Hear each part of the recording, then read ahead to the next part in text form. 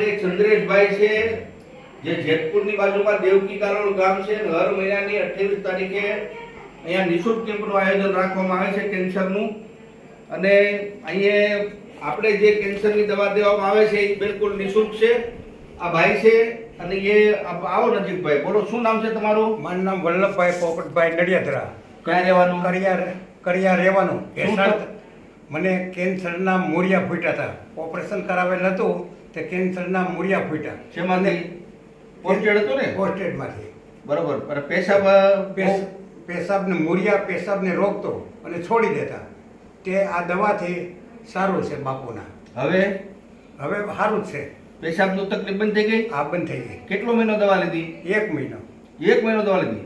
1 મહિનામાં રિઝલ્ટ મળ્યું? આ 1 મહિનામાં. વાહ ભાઈ વાહ. 1 જ મહિનાની અંદર જે એમને પ્રોસ્ટેટના કેન્સરના કારણે પેશાબની જે તકલીફ હતી એ 1 જ મહિનાની અંદર ક્લિયર થઈ ગઈ. દર્દી પોતે જાતે બોલે છે અને આ અમારી આયુર્વેદિક જે દવાઓ છે એ દર્દીઓને આવા રિઝલ્ટ છે.